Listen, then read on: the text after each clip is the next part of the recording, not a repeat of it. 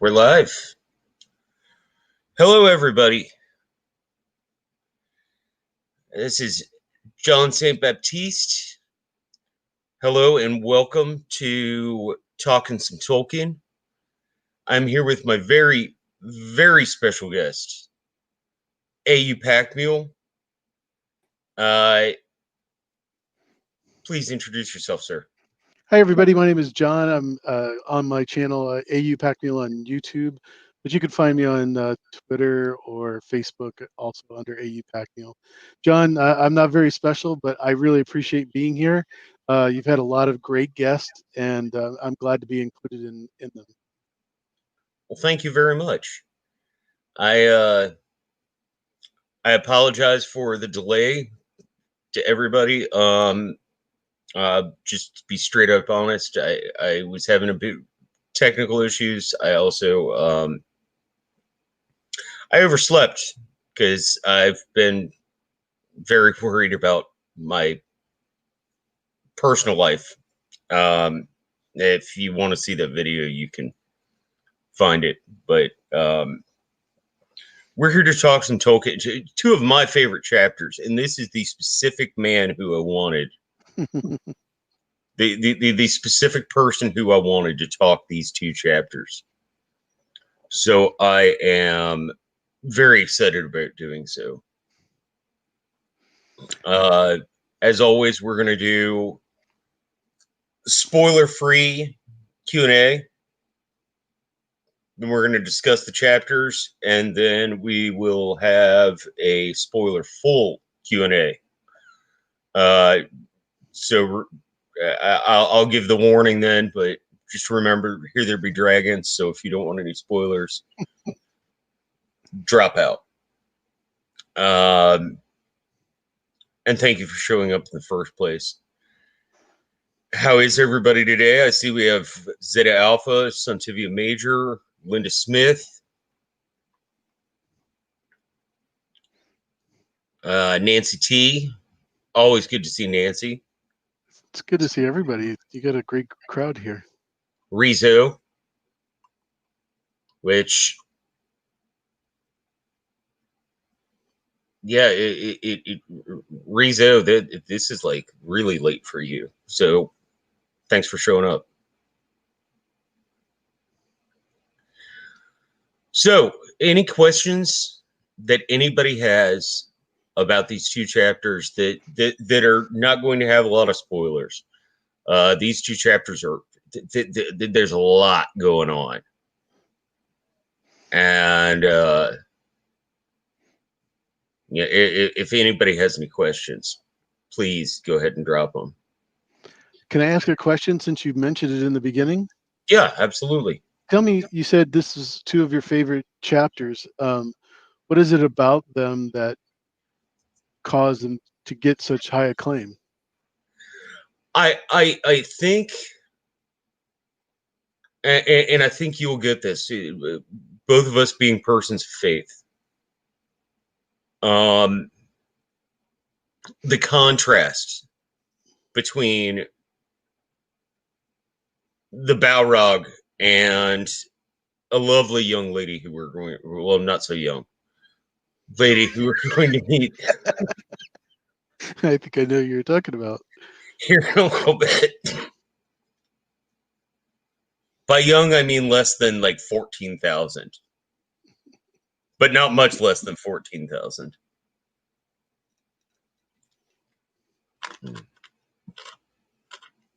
It's one of the, I don't think this is spoilery. One of the things you never think about, or that rarely do people think about, Arwen is Galadriel's granddaughter. And I think that's one of those things that people rarely think about. I mean, we'll get into this more in the after chapter chat, but Galadriel's seen a couple things, just like one or two. Good answer.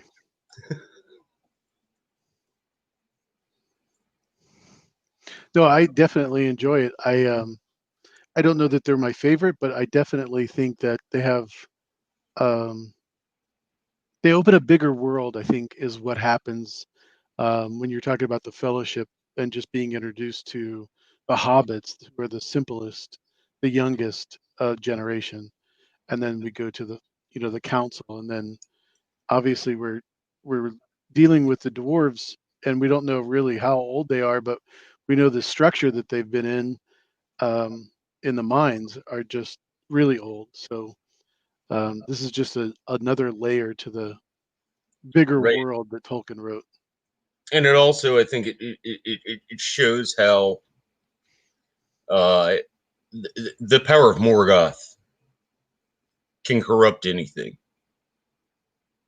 Like Moria was once called Khazad-dûm, and it was a place of beauty and Well, mysterious. we saw a lot of what it would be like in The Hobbit, and uh, when we saw um, Thorin's home and the creation and the gems and the gold and everything else. I don't think Moria would have been that much different. Right, but it after the fall, it got renamed Moria, which literally in Sindarin means black hole.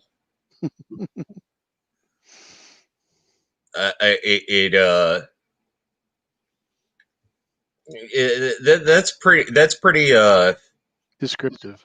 descriptive to say the least. Uh, so did you end up last week in a pretty? I didn't see the end, but um, in a pretty somber mood with the recognition that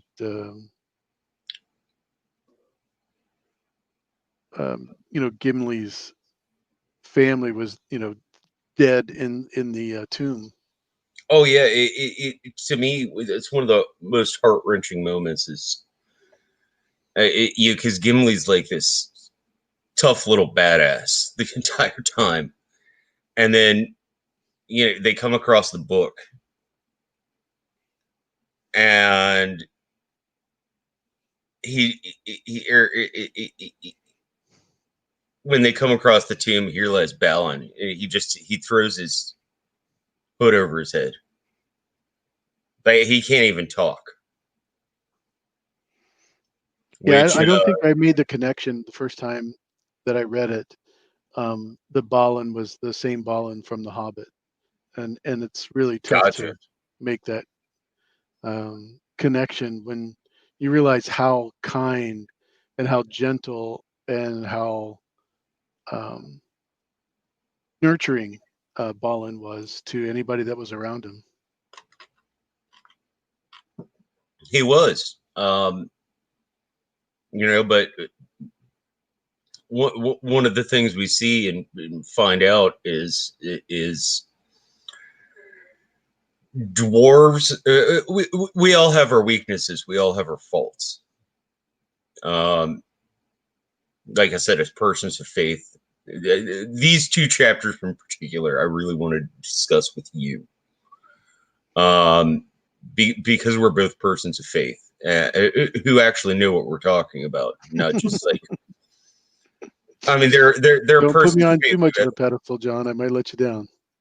they're persons of faith who have no idea what they're talking about, haven't read the source material. Um, and so I really wanted to discuss these two chapters with you because it's such a I would honestly, oh, this is going to sound so pedestally, but we literally in two chapters go from hell to heaven, and Well, explain it. it and the heartbreak. I do think I always discuss the films a bit, Um, and in general, with the Lord of the Rings films, I think that Peter Jackson got 98% right. In these two chapters, I have to agree. Yeah, he Uh, really did a great job. uh, the scene when they leave after Gandalf does the thing that Gandalf does, I think was shot so well. I think was done so well. There's a it really speaks to the quality of the actors that they could portray that type of emotion on screen.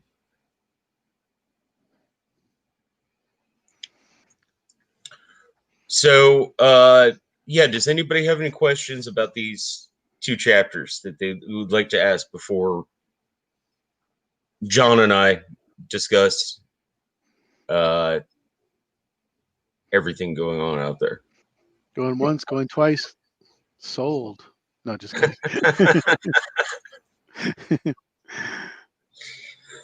I think everybody wants to get into it. All right. I mean, look at the people that you have here. They've either been on this show and they know how this rolls, or they've covered this before, right? Well, I know Nancy T. This is the first time she's reading it. Ah. She's seen the films, but I do know this is the first time that she's reading these works. So that's always interesting. I love when somebody has their first time reading something or listening to something that I really enjoy, because there's almost like a spectacle um, of watching somebody else discover something. You know what I'm saying? Now, Were hopefully, you happy with the goblin type because of their big eyes and everything from the film, as far as the orcs go? I Um, I loved actually. I think one of the things that was so much better about the Lord of the Rings films than the Hobbit films was I am always a bigger fan of uh, physical prosthetics over CGI. CGI, right? I think that was one of the big losses that we had in the Hobbit films is CGI. I like the goblins in in this scene in the film. Oh my gosh, they were scary as hell. Mm-hmm. Cockroachy almost. Yeah, exactly. These dark little cockroaches that live in the and crawl Crawling up down the pillars. walls. Yeah, and you're just like, this is scary. Whereas you watch like some more CGI heavy films, and you're like, this is big and explosive, but it's not terrifying me. Mm-hmm. You think you don't need super special effects to make a movie uh moving or adventurous or terrifying. I mean, I think to myself, to me, the most terrifying movie that I've ever seen, and I love it, even though it was made by a pedophile, is Rosemary's Baby. Mine would be Not the Omen, not which a is another drop of. I'm non sorry. CGI. Mine would be the Omen, which is another non Yeah. CGI movie. Oh, Rosemary's Baby. Not a drop of blood is shed, but it's absolutely terrifying. The I agree. Exorcist is another one. No CGI, all practical effects. Um, and actually, a very good friend of mine um, is a huge horror film fan. And at a convention he uh, went to, Linda Blair was there, and he has a can of Campbell's split pea soup Of course signed he does, right? by Linda Blair. Oh. Like how awesome is that? He So the also got, Balrog definitely had an influence on those goblins, and that's one of the things that always threw me is how afraid they were of him. well, I mean, wouldn't you be? Well, I don't know what danger does he impose? Is it just his swath of fire that would cause them to be incinerated, or is it the fact that he would hunt them or eat them? You just don't know. And I think Maybe it's he was also, instructed to punish them if they didn't do what Sauron wanted them to. I also think it's his personality. I think it's just the power. I compare the Balrog kind of to a character who we're going to come across much further down the books, um, to Shelob. Hmm. Like we get Well, I keep in don't. mind, Shelob is not a Maya, so um, she Oh doesn't no, have the same. But as far as terrifying, you mean, and the darkness? well, and also he doesn't answer to Sauron. He Hmm. answered to Morgoth, Yeah, Melkor definitely. but he doesn't answer to Sauron. He's like, yep, you're a Maya, I'm a Maya. Would you want to be a Maya too?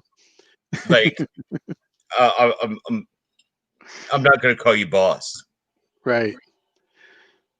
I'm going to do my own thing, which is like, you know, basically fire fueled genocide. Yeah. I'm sorry about the noise outside. They always wait until I'm on the phone or on a call. Oh, we I we, don't know if you we could hear. in my complex they're repaving. So not only do you have to move your car, like I work third shift, not only do you have to move your car and park it in a different spot like every day, also like as soon as you're getting ready to go to bed, it's and you're just like, Really? really, do you have to do this right now? I just want to get some sleep.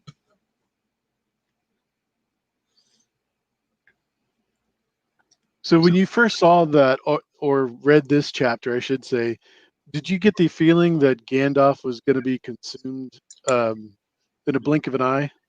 I Yeah, I I I, I did. Really quick, I want to answer Zeta Alpha's question. Sure. Um, who or what was banging the drum? Because Tolkien does that. It is musician myself. Um, Tolkien does a lot with music as a writer that you don't necessarily pick out initially, but on your like second reading through or your third, you're like, and yeah, oh, okay, Zeta, who is banging the drum? Um, Wasn't that a warning system, kind of like what what they used for the fires on the peaks? yeah, Instead of yeah. Which, by the way, to me personally, was the most powerful scene in the entire trilogy. When you're watching it, uh, that scene for me, we'll get more to that in the the post chapter talk, but yeah, the fires on the peaks, that such a powerful scene. Sorry, I But didn't mean to distract you. oh no, not at all. I'm sorry. Everybody, I apologize if I seem all over the place. I've had like 10 hours of sleep in the past 5 days. I personal things going on in my family and my life.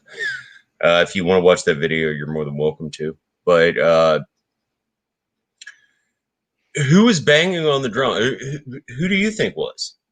I think it was the goblins. I think Yeah, that's what they use to communicate with each other, kind of like Morse code. yeah, that was always my assumption too. I,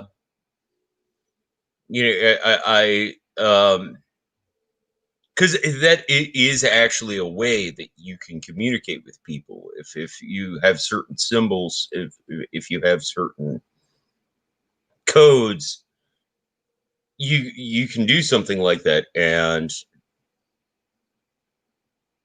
uh, portray a message to somebody else. Yeah, if you've ever walked in a cave or anywhere that's like that, um, even an empty warehouse, you'll notice that how easily the sound travels. So you don't need anything that's too overwhelming. Yeah, exactly. And Zeta says that those were some big drums. But yeah, it's the way the noise carries. It is a keyboardist. A lot of people who don't play keys don't think about those three pedals, and that's half of what you're playing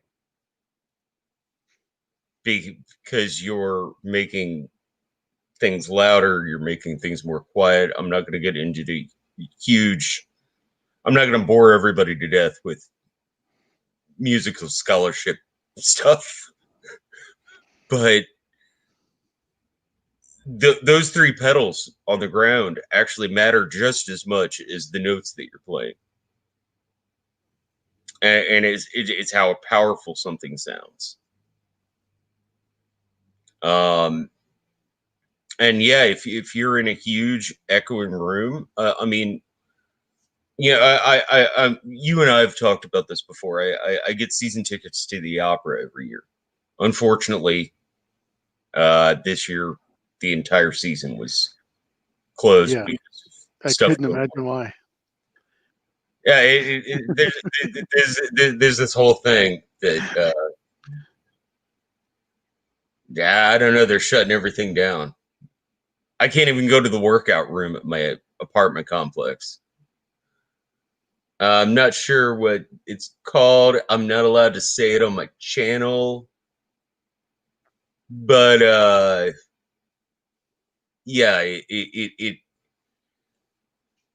know, in the way that uh, if you walk into a music hall that's made for opera, I mean, part of it is certainly the actor or actress's voice. We're out of the spoiler part, right? Yeah, I think so. But but the way that the opera hall is designed, it carries that person's voice with no microphone throughout a room full of 5,000 people. Yeah, it blows my mind what you can do with acoustics. So yeah, Zeta, I'm sorry that was a very long-winded way to answer your question, but yeah, I just wanted. I think it Would was you the mind goblin. if I read this part about the noise, the drum, I should say? Yeah, absolutely. Trapped, cried Gandalf. Why did I delay? Here we are, caught, just as they were before. But I was not here then. We will see what. And then doom, doom came the drum beat, and the walls shook. Yeah, I thought it was awesome. it it I I think a lot of people don't realize how well Tolkien writes terror. He doesn't have to show you a bunch of blood and guts or anything like that. And to me, that style of horror, I personally don't find enjoy. I mean, I can watch it. I'll eat popcorn and watch, Friday the 13th part 900, but it's not gonna scare me. It's not gonna creep me out. When Gandalf says that, and you hear the drums, and I don't know if it's the same case for you, but the first time I read that, which was long, long ago, we're not going to go into how many years ago that was. Like I heard those drums, and it it tightens you. There's a suspense that you have. You're like, shit's gonna go down, and Gandalf's scared. And if Gandalf is scared, you had better be. Exactly. Oh. Which person of faith in the afterwards Q&A, I do have a very particular question that I want to ask you, but we'll get to that shortly. Yeah, so they're in this room. They discover Balin's dead. They discover everyone who went on this journey is dead. Yeah, if I remember correctly, they literally took the book from uh, Ori's hands, Exactly. or his corpse, which I think we've become kind of desensitized to nowadays, just with Hollywood and film and so forth. But you think about like literally a corpse, and this was somebody who Gandalf knew, who Frodo was at least associated with, Exactly. and taking He had probably been to Bag End before. yeah, and taking this book out of his hands. Well, Gandalf It, does that even no matter what. I mean, he has no sentimental life and death situations. It's how you live. Once you're dead, you can't bring the person back or anything. right. I find him very, very cold in that respect. Well, I can think of one exception, but we'll get to that in just a little bit. All right. Because there is one person who comes back from the dead, but yeah, it I mean, you have the sentimentality, but you don't necessarily. It's so hard to. I don't know if you've lost. I would imagine. I mean, we're about the same age. I'm way older than you, buddy. We we we've lost people who are important to us. Sure, sure. I can't imagine taking like an item out of said person's hands, especially when I find their corpse like 15 years after they're dead. Hey, that must have been a good book he's reading. I'm gonna check it out. Oh, No, seriously. You would think you it'd know, be I have, more sacred, right? I have a book or two. At least like room of book or two. Last time I counted, it was just shy of 7,000. I need to get one of those library ladders. Ladders with the wheels on them. Yeah, just because I'm that lazy. Or smart.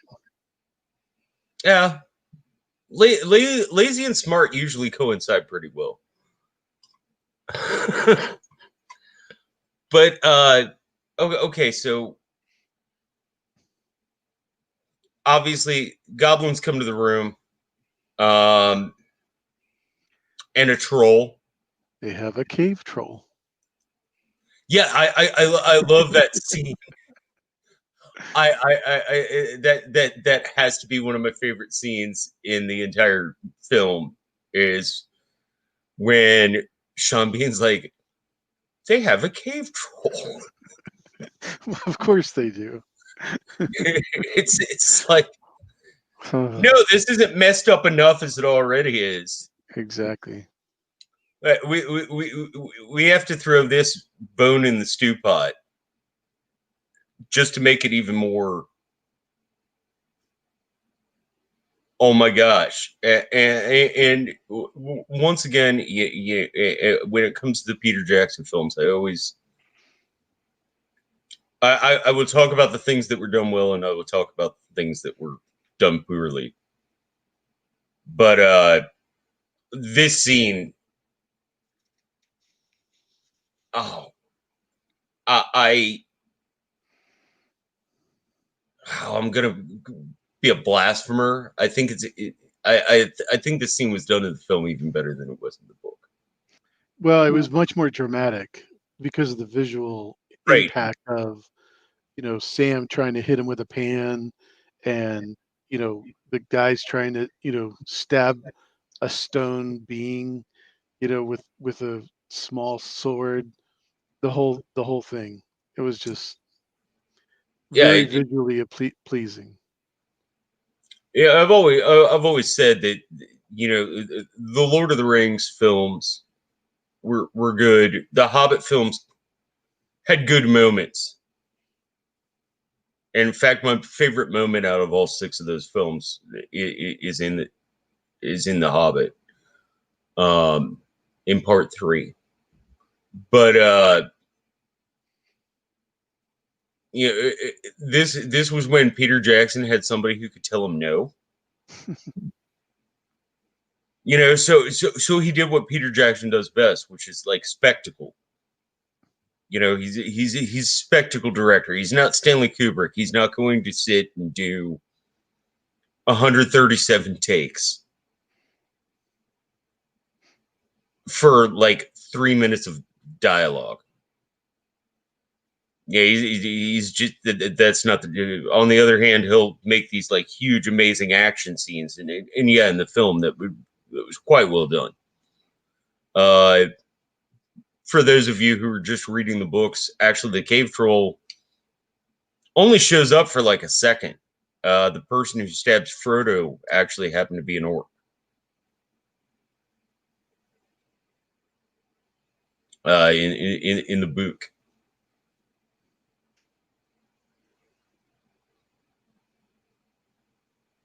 It wasn't the cave troll. And then we get well, that comes along a little bit later, but As far as the discovering of the mithril coat, yes. that is a pretty amazing piece of clothing, though. Be Yeah. able to wear it and nobody really notice it. Well, mithril, it's stronger than steel and lighter than silver. Yeah, I don't know if you ever worked with any metal. sure. So like silver is actually really light. Even in large quantities, it's a very light metal. Steel is not. Just to let you know, AU stands for gold in the Yes, periodic table. So, yeah, I've worked with different metals, I mostly I I, gold, but I wanted to let you bring that up. sorry. Oh no! I wanted to let you bring that up. AU, which would be what is it? 56? I actually don't know that number. I thought it was 27, but I could be totally wrong. I know it's right in the Neither middle. neither here nor there.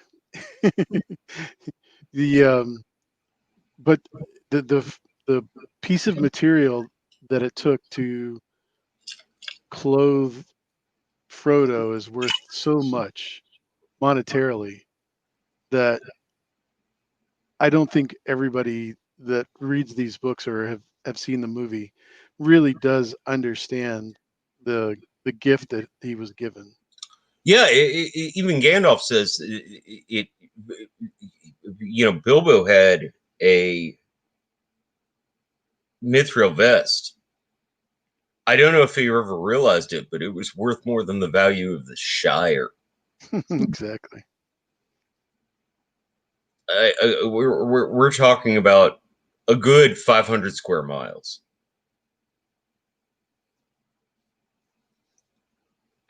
mostly settled. And he's saying, you know, that was worth more than that. So yeah, they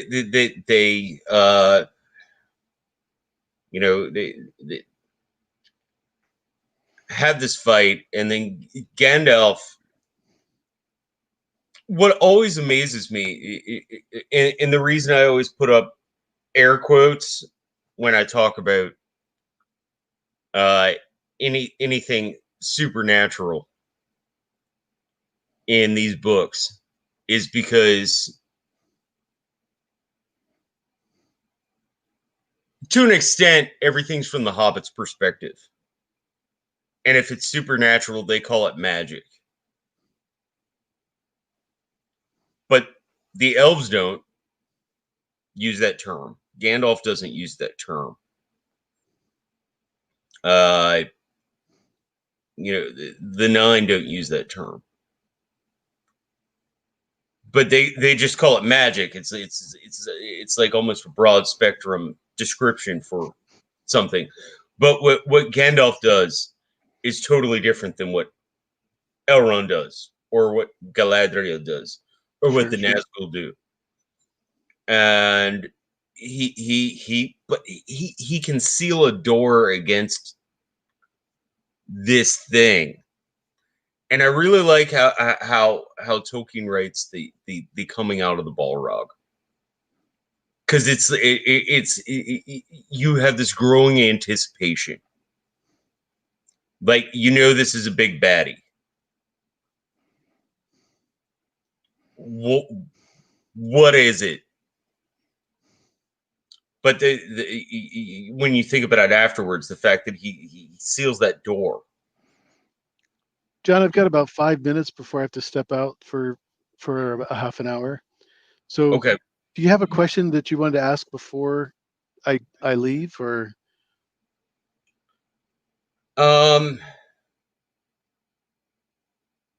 Yeah. I'm sorry. I'm kind of rambly today. no, no, don't apologize. And if you can come back, that would be greatly Oh appreciated. yeah, I definitely am just gonna shut off my camera and my mic and then go to my other call and then come back. But oh, that would be perfect.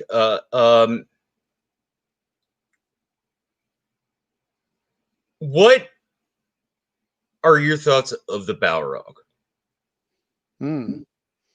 Well, it's an incredibly bright creation, if that's what you think, if that's what you're asking.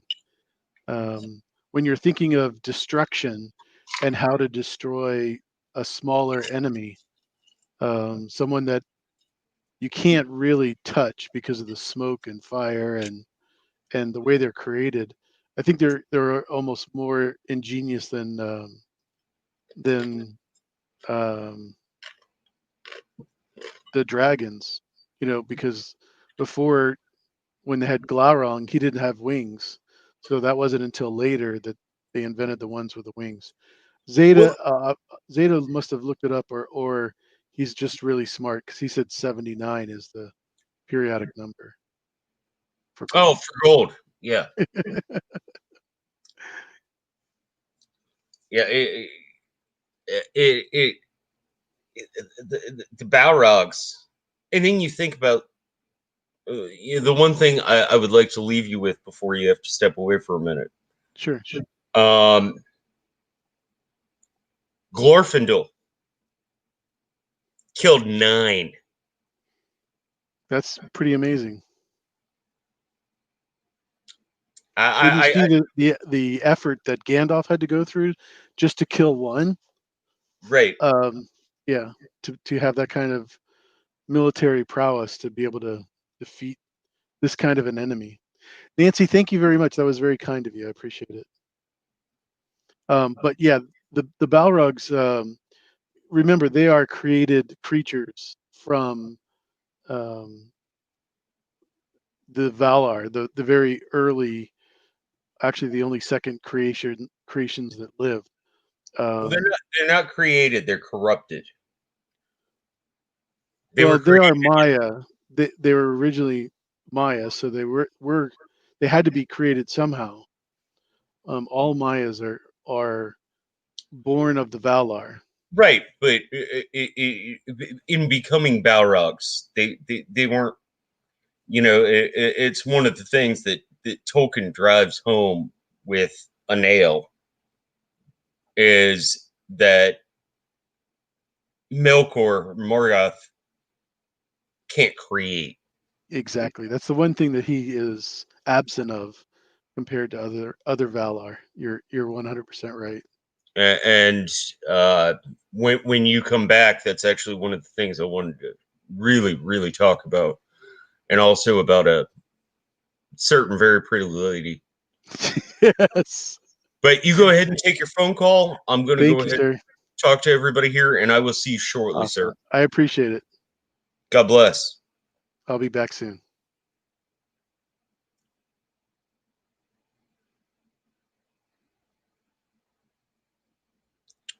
Uh, Fearless Mermaid, I'm sorry you have to cut out. I hope everything's okay with your friends and family or whatever you're dealing with.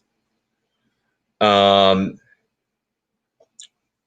like you said, he will be back. It's just going to be a bit. Real life happens. Does anybody have any questions about this particular chapter? I'm going to get up for just a second, but I'm totally listening. So if anybody has any questions, please ask me.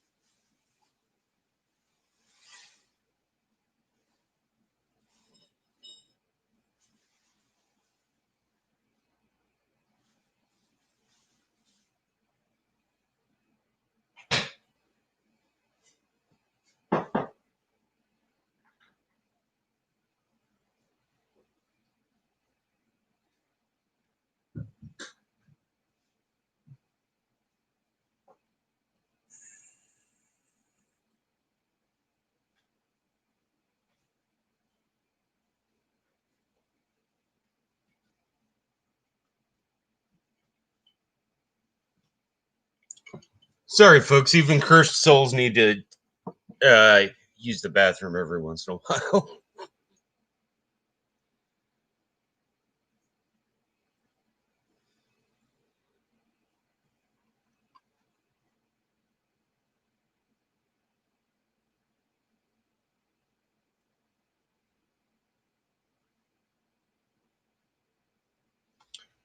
Okay, so it doesn't look like we have any questions.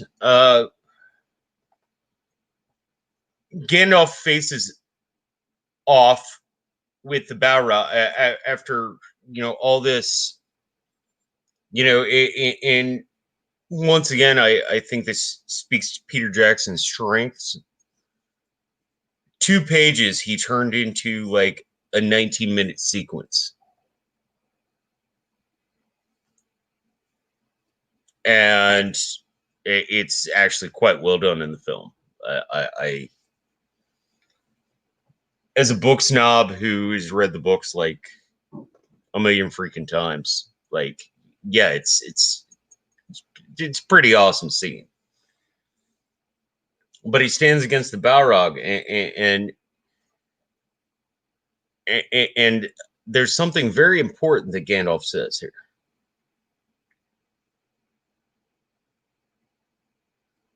And it's, you have no power here, Flame of Unden, which is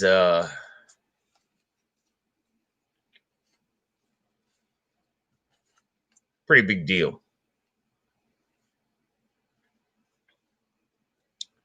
Suntivia, I'm still trying to understand why the Balrog can't come back. As far as I know, there is only one single character in the entirety of Tolkien's mythos who comes back from the dead. And the Balrog's not one of them.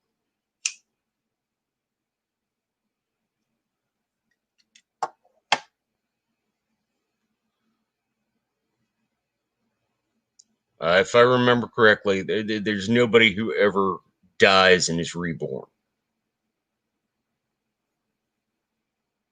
So even though he's a Maya, which for any of you out there who don't know, you have the Valar, who are like gods. Maya are essentially angels, I guess you'd say.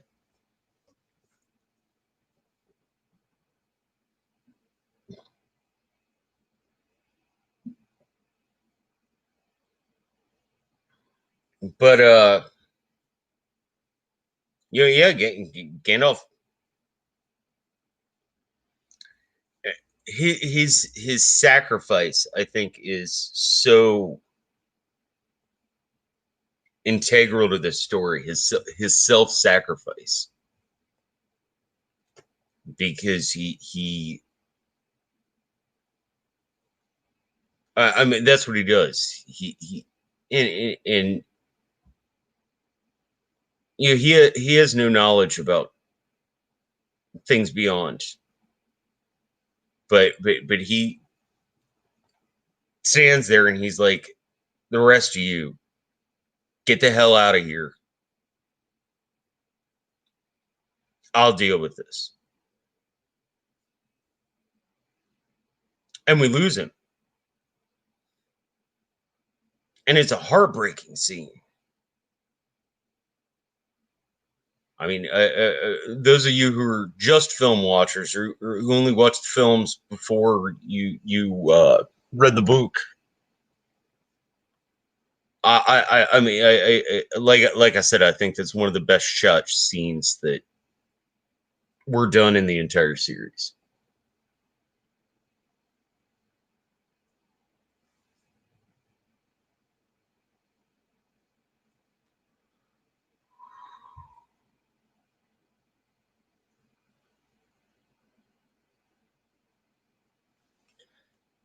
Yeah, Gandalf's sacrifice is what carried the day.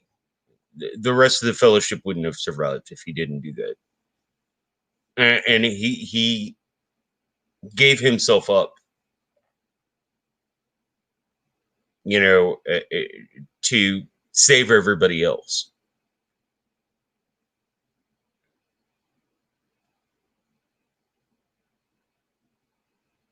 Zeta Alpha, I cried like a baby when Gandalf fell. Yeah, I can understand that. By the way, Balrogs. Okay. this is huge talk and Tolkien nerdom. Not once is it said that they have wings. It never said that they don't, but it's not ever said that they do have wings. It's that pretty much comes from illustrations and things like that over the past 100 years, which I can see the portrayal. It never says they don't have them either. But people always ask me, like, why didn't the Balrog just like fly back up? I'm like, doesn't even say they have wings. Like, read the book.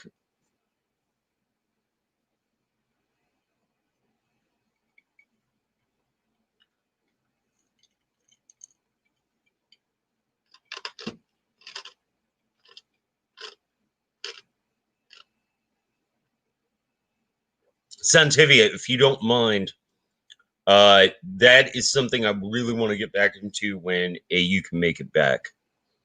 But it will definitely be discussed if you don't mind hanging out for a little bit.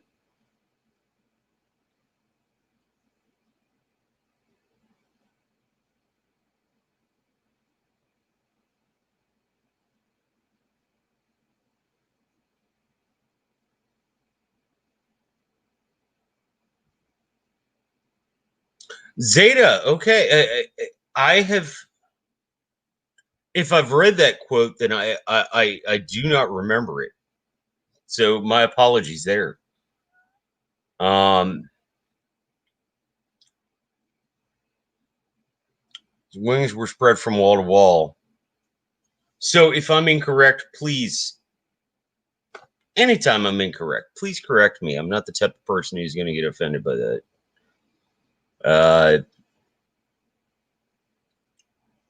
It's far more offensive things going on in the world right now.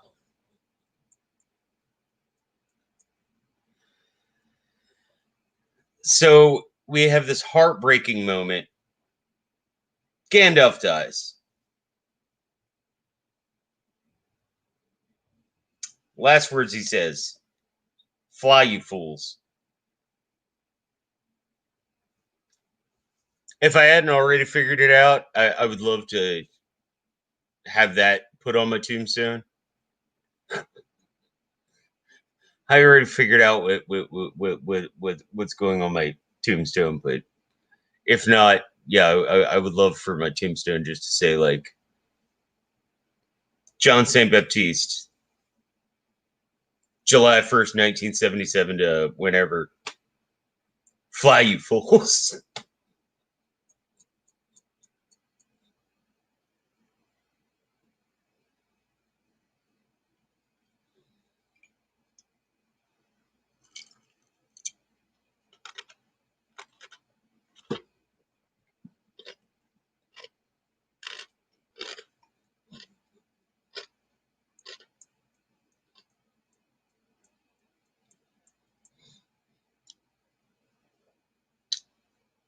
Just is a lark. Just because I need to leave that one last joke.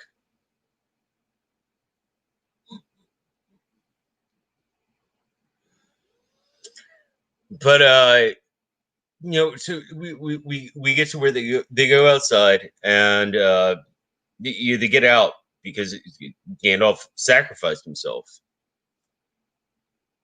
I mean, he did. He put himself up as a sacrifice to save the rest of the Fellowship. And they get outside, and Aragorn is like, "We need to get the hell out of here." But Gimli is like, I just want to look in the lake for a moment. Like, which always, there are always those moments in Tolkien's books that kind of draw me back because it's like, This is pretty serious stuff, but we need to take a moment to do some like poetic. But on the same note, this is something that we're talking about a man who's like over 100 years old, and he's just like, this is something I've always wanted to see. Can I have 15 minutes? Frodo, you want to come with me?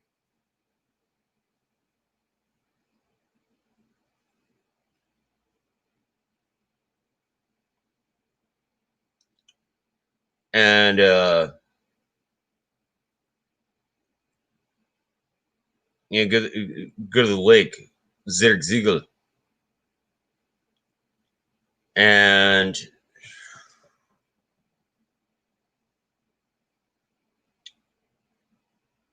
I think it's very important that Frodo sees the stars surrounding his head. Please take a pin and stick it in that, because I think it's very important.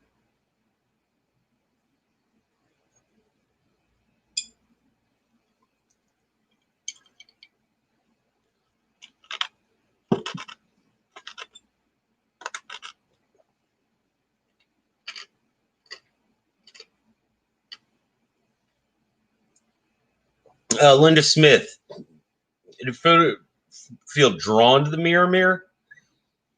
I don't think so much, but he was specifically invited to go look at it, but with Gimli,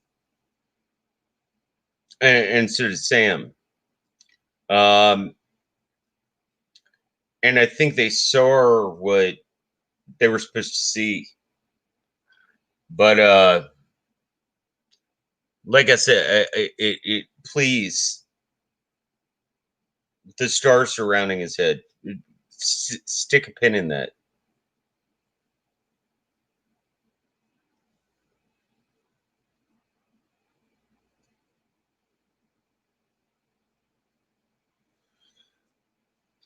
Like, to me, it when you're watching a film, the dramatic moments are obviously going to be so influential. But when you're reading this, it's actually all these aside things that catch my attention quite a bit more. It's the stuff that's not big and flashy and bold and so forth.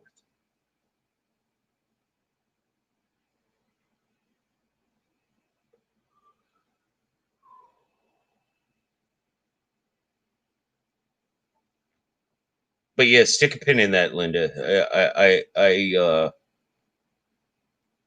I will answer that question shortly. Then we get to part 2, which is Lothlorien. Now, our main characters enter the building. You know, I just noticed how dark my background is. Give me 1 second. I'm going to turn on the light in here.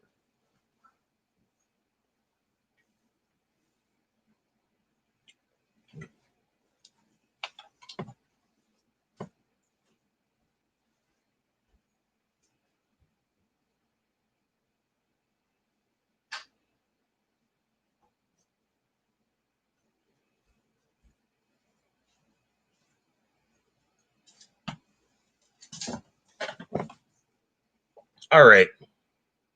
I hope that helps a little bit.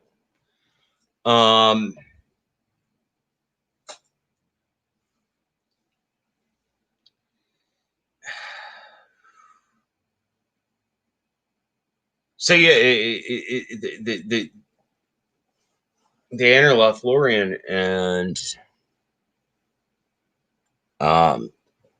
come across the elves. The elves are quite suspicious of all of them, particularly Gimli. And now that Gandalf is dead, Yeah, Aragorn's the leader of this group. And when the elves say that Gimli, Gimli needs to be blindfolded, Aragorn's like, well, yeah, everybody should be. Like he really, I think it's very important that he really starts to show his capability as a leader. Does anybody else have any thoughts on that?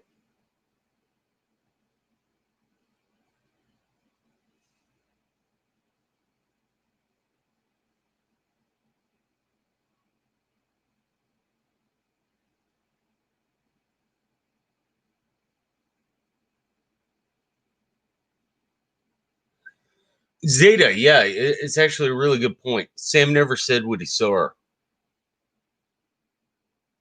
You know, Sam keeps his cards close to his vest far more than a lot of people give him credit for. I would not want to play poker with him.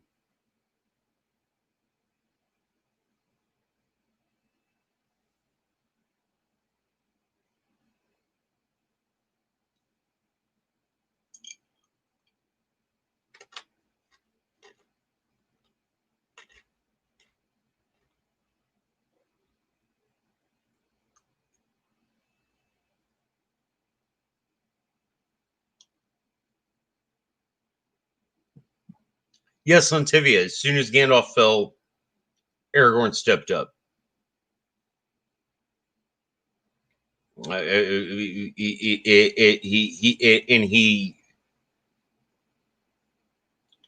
He felt like those were far too huge of shoes to fill, but he still did because nobody else was going to do it. Nobody else could have done it. I you think about it, you're if you work out the age equivalents,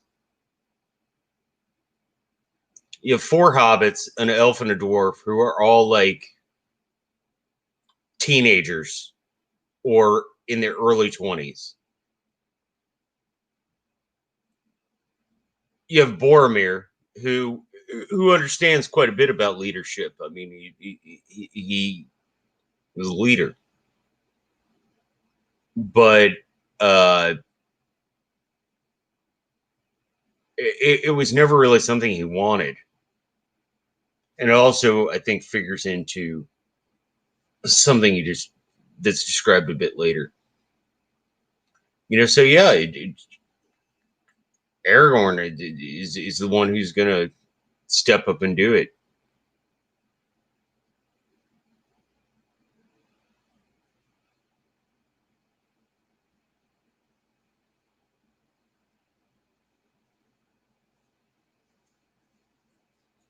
And yeah, Linda has a point. Gandalf had actually discussed his plans with Aragorn. Um, so he had a bit more knowledge about it and about what Gandalf would have done and where he would have gone and so forth. I also think, for some reasons, we get into the appendices more. Uh, Aragorn really just wanted to go to Lothlorien. I think it was quite comforting for him, especially after losing somebody who he considered a very good friend.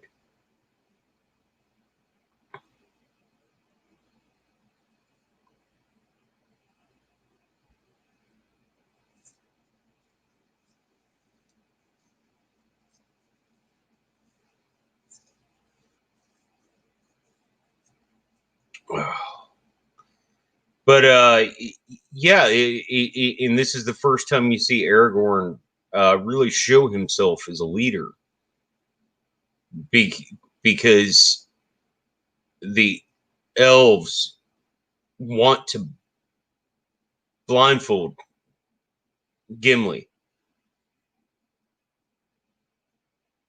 He says, okay, that's fair. Blindfold all of us, even Legolas. And Legolas tries to pull out his elf card for a second. And Aragorn's like, calm down, little puppy. I'm making a point here.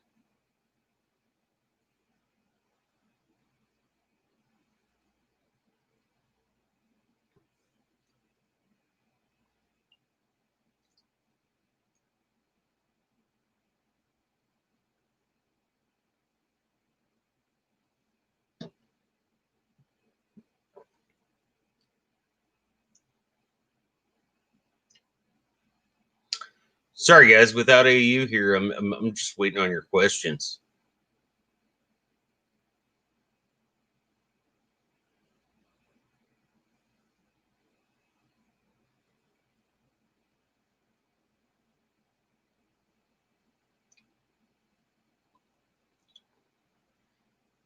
Yes, on Tivia, that's a very good point. Aragorn, I mean, he's always had this name and pedigree, and he always kind of denied it as much as he could.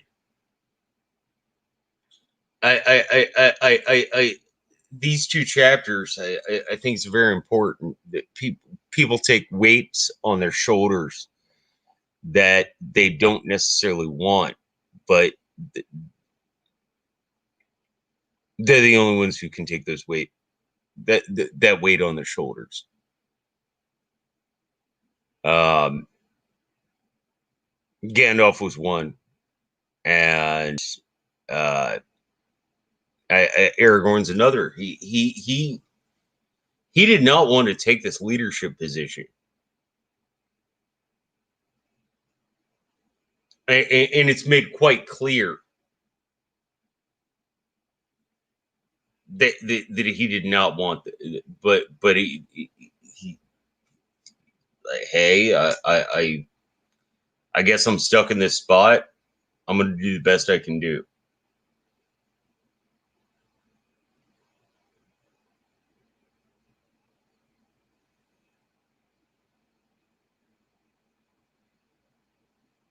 Zeta Alpha, yeah, Aragorn didn't want to lead, and I mean, we could get into a huge philosophical discussion about that because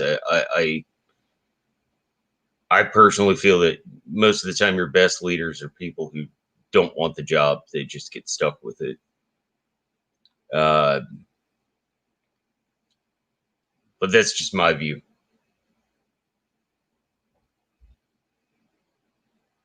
And Gandalf was a cool dude. Linda Smith, does Lothlorien represent an earthly paradise similar to Eden before the fall? I think that's a running theme throughout these books is that the elves are trying to hold on to. Yeah, it's a damn good way to put it. The elves are trying to hold on to Eden, but that's not necessarily going to work. That's not always going to work. There's these little holdouts. There is these. Did I just say that? Oh my gosh. Excuse me. There are these little holdouts. You have like Rivendell. You have Lothlorien. And there are these holdouts of oh hey, I got somebody back here. How's it going? There's the man. Sorry about that.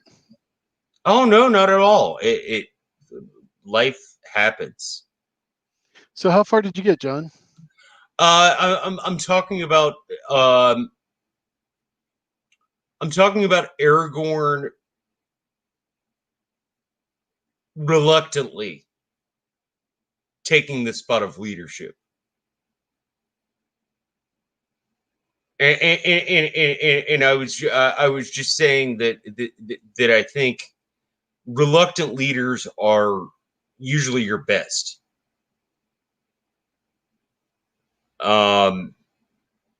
at least in my view. People who don't want that position of power. Like the last thing Aragorn wanted to do was be in charge of these 8 people, let alone a whole. Well, I don't know that it was the last thing he wanted to do, but I definitely think he was reluctant, like you said. His biggest issue was always being reminded of Isildur's um, failure. That once he was in power, that he was corruptible, just like Boromir. You know, Right. him seeing Boromir's temptation was exactly what he didn't want to have to face. So I Oh, think and I pointed out like who else was going to leave the group? Because outside of Boromir, who was like an adult, he was a man in his 30s. Essentially, everybody else was like a teenager or in their like 20s. Like if you break down the age differentiation and so forth, because elves and hobbits and so forth, everybody ages at a different pace, but yeah, I don't yeah. know if you talked about this at all, but the fact that almost everybody in the Fellowship was a prince level type person between Aragorn and Legolas and Boromir, they were all very um, elevated in regards to how easy it would have been for them to take over for their father. Except for Sam. Well, Sam, I mean, the Prince of the Garden, man, you can't beat that. Yeah. Oh no, I'm all about the Prince of the Garden, but Yeah. I think that's one of the things that's so important about his character is he's from very humble origins, and he's a very humble person. I mean, you have some people from very humble origins who uh, develop into not so humble people. Dale Carnegie comes to mind quite a bit for some reason. But no, I was just discussing how when it, you know when Gandalf dies, Aragorn reluctantly takes the stirrups, Yeah, he really does have to, doesn't he? and I was also discussing how he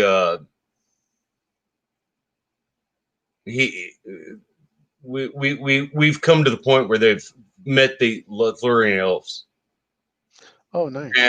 and they say that Gimli has to be blindfolded. He's like, well, then we all will be. And Legolas is like, oh, hey, wait, no, I'm gonna pull my elf card. He's like, no, you're part of this group. You're gonna wear a blindfold just like everybody else has to.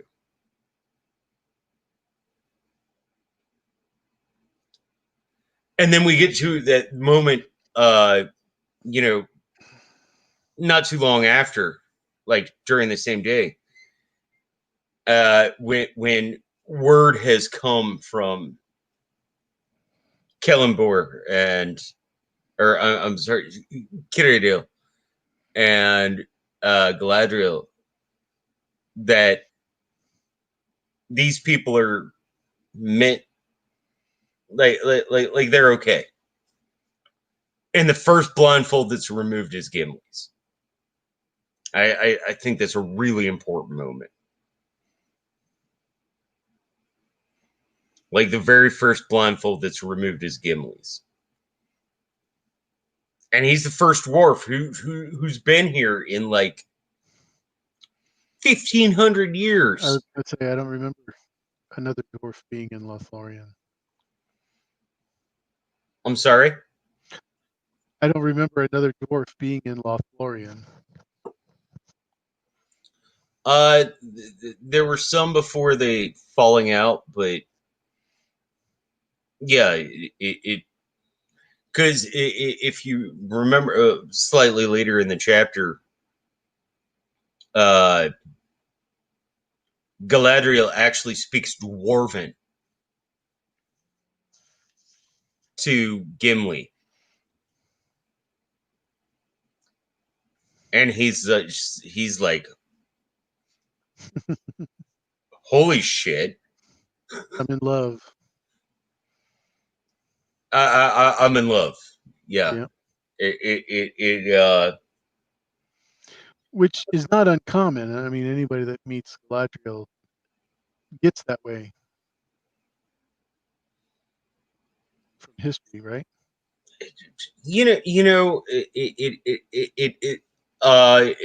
going back to the film, the casting I think was perfect. Absolutely. It- Yeah, the fact that she read the beginning of the movie, because that was a Gandalf written. I mean, it was said by Gandalf in the book. So right. for him to talk, her to talk about it, you can, yeah. I mean, the casting, Kate Blanchett, like you can pull off looking 30 and being 16,000 years old. 7,000 is her age totally. Um, so 6,500 Yeah. maybe.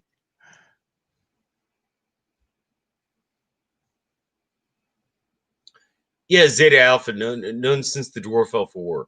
Um,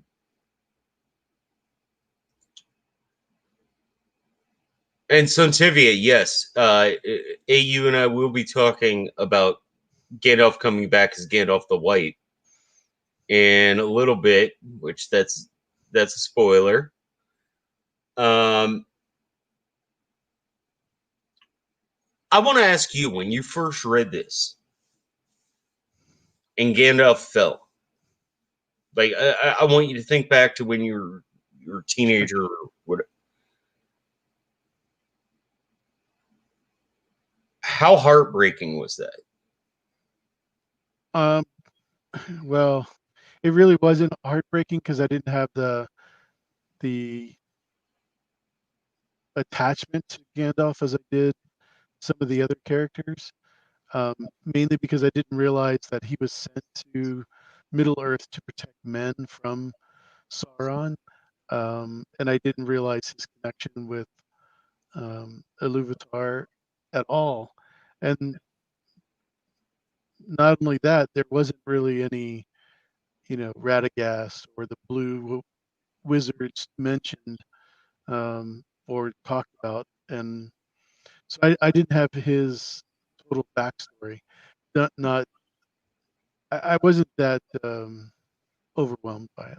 So you were just like, this old dude died, Well, yeah, it was the leader of the fellowship.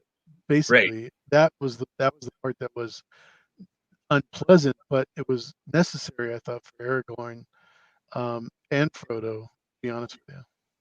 Well, and that's the thing that I was talking about right before he popped back in, is that this is when Aragorn has to reluctantly accept being responsible for people. Now it might only be 7 people right now, but he still he has to accept being responsible and making decisions and so forth. And if you get into a bit more of the backstory, um, he didn't want, he didn't want to do that. You mean like leading the Yeah, White Council and stuff? leading the rest of the Fellowship after Gandalf's fall. Oh, gotcha, Aragorn. Gotcha. I thought you were talking about Gandalf. And I almost think was necessary for Gandalf to fall, so that Yeah, Aragorn could step into the shoes of being a leader. I mean, 100%. this is no spoiler here. We're he says it. It's no different than in The Hobbit when he left Thorin at Mirkwood. He had to give them a chance to overcome this quest that they're on, and Right. so that's kind of the way I looked at it.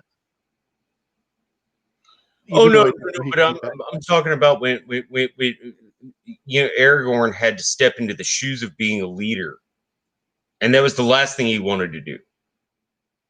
He did not want to be a leader. He did He want to be king. I'll put it that way. yeah, he's hey, I'll chill here in the woods. Yeah, he definitely was, a leader in the Rangers. So I don't think that the leadership part of it scared him. It's just the king part that scared him. Right. Absolutely. And then we meet. The blindfolds were removed. We walk into Lothlorien, and we meet Galadriel, who one of the most well written characters. I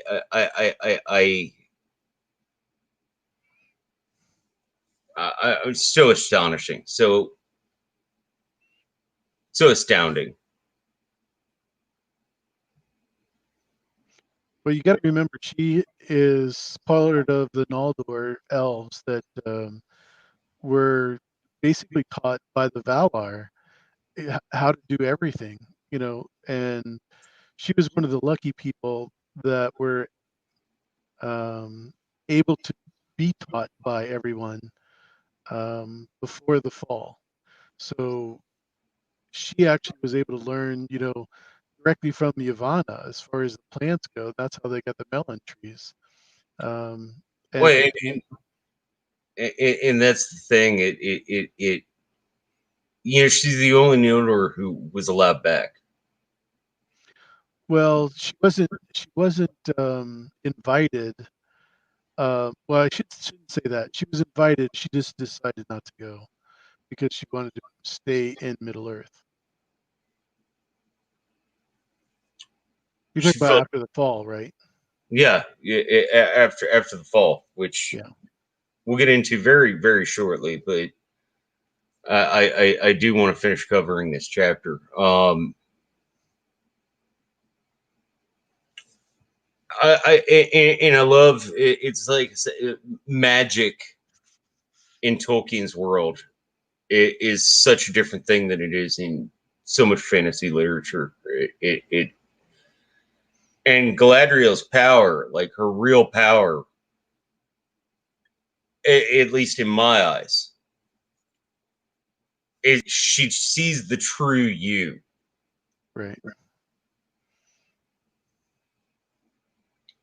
Well, her ring helps too, especially in the water scene with Frodo, seeing the future and whatnot.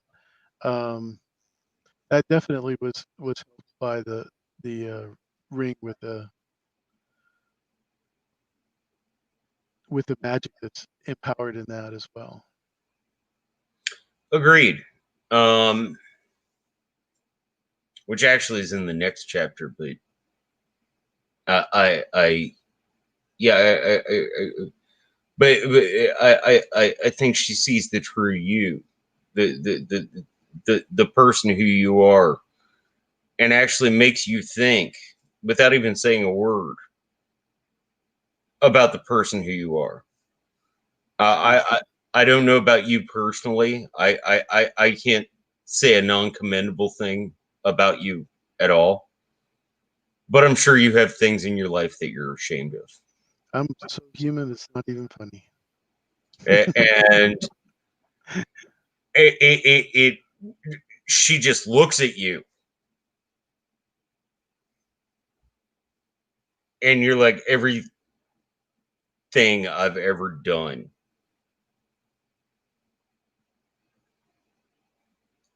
and everything that I want to do, this person knows like right now. And also makes me think about it. Makes me consider it. That's one of the a lot of people think that Tolkien is very fatalistic in the sense that a lot of people think he writes in a manner where the railroad tracks are laid, and this is where the train's going. 100%. And I don't agree at all. I think what he says is this is where you can go. This is where you're going now. If you don't want to go here, you can do this. You can do that. I don't consider his work fatalistic in the slightest. But a lot of people do, and I'm not necessarily going to disagree with them. No, I would definitely disagree as far as it being fatalistic, but I see what you're saying. But yes, meet Galadriel.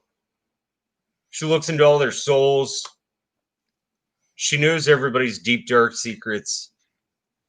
She doesn't bring them up, which I always find very interesting. She just keeps it to herself,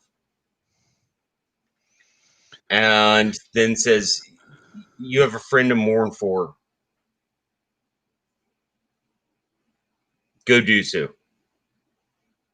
And that's pretty much how the chapter ends. But these two chapters are so huge because and I'm sorry anybody out there who thinks that I've underspoken Galadriel, but in these two chapters you have a devil and an angel, and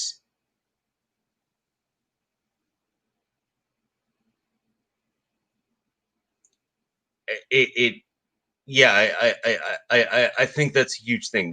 That's why you particularly were the person who I wanted to speak about these two chapters with. Yeah, I mean, compared to all of the other creatures or beings in this story, she is as close to an angel as you're going to get. She has not only the powers, but the blessing of Iluvatar. She has the best interests of Middle Earth in mind, and she has the best intention for everybody that comes into her realm, barring anybody that wants to destroy it. Right. So, anybody out there who is scared of spoilers, Nobody cares about stores. you have 30 seconds. I care about spoiler. I do you know I don't watch trailers? I did not know that about you, John. Yes, I've actually. If it's a movie that I want to see, I've actually gotten up at the cinema and left to go to the bathroom or whatever. Just so I don't see a trailer with spoilers. I'm with you, some TVO Major. Definitely spoil me plenty. Although there are certain things that, like an hour before the show starts, I don't want to be spoiled. But after that, it's all good. Like I'm very excited because this weekend I don't generally go to the moving pictures lately because of all the stuff we're dealing with. But this weekend I'm going to go and in the same day watch the new Bill and Ted and also New Mutants, which it was my favorite comic. I actually own all 100 issues of the New Mutants. Have you read any of the poem about Galadriel? Which one? at the end of the chapter?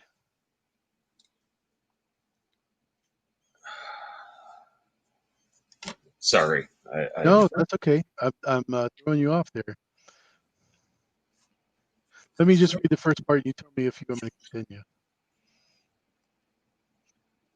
It's on page 330. An elven maid there was of old, a shining star by day. Her mantle white was hemmed with gold, her shoes of silver gray. A star was bound upon her brows, a light was on her hair, as sun upon the golden boughs in Lorien the fair. Okay. Now I know the poem you're talking about. Yeah. It yeah, and that's these two chapters are so like one's absolute despair. Like when Gandalf dies, you're like, holy crap! What? Right. Where am I We've going to go lost from? the chance, right? And then that, yeah, and she, I love how she's described as just this. Now you can't really call her a maiden because like she's like a grandma.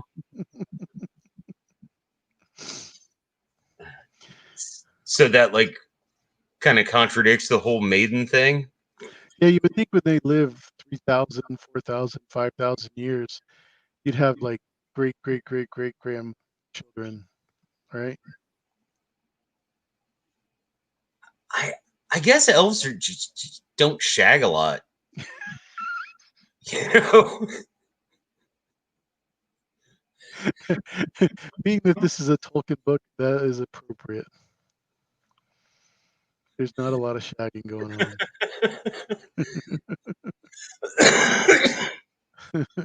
You know, because they live like thousands of years and no babies. Yeah, there's a story about a woman, an elf, I should say, named Rion, and she gave birth to um, one of Feanor's brother's sons, I guess is the best way to put it. And she ended up like dwindling away because she had put everything into this child. And that's one of the things that a lot of people don't talk about is from Iluvatar to the Valar to the Maiar, anything that they create, um, they put a lot of themselves into it. So it takes a long Absolutely. time for them to replenish their strength. Oh, by the way, everybody, it's spoiler time. Here there be dragons. 5, 4, 3, 2, 1. Boom. Linda's ready. Yeah, so some tip. Nancy's ready. I I'm okay. ready. Elephant in the room. Gandalf dies. He's dead for 3 days. And he comes back as Gandalf the White. Now, I am sure, as a person of faith, you see the correlation I'm talking about here. I would, except for the fact that He Saruman sacrifices should himself. have been Saruman the White, and he should have stayed Saruman the White. So when Gandalf took his place, it didn't seem as profound as what you're making it out to be the obvious um, resurrection of Jesus Christ. Well, also there's the fact that he sacrifices himself to save the Sure, rest of the fellowship. sure, sure. And these at least for me personally, those are two correlations I've always had.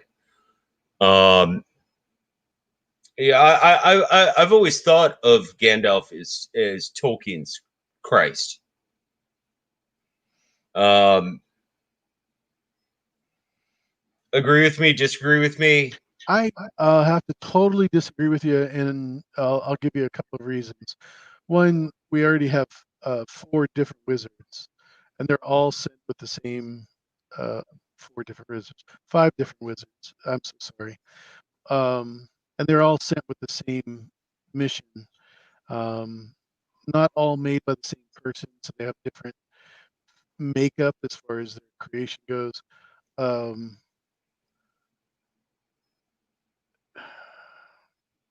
yeah, because of the profound connection I have with Jesus Christ, I could never put a literary character in that same place. Although I do see your similarities and your connections. Um, if he had done something where he saved the race of men or the race of elves or the race of dwarves or something like that, I could see a little bit more clearly.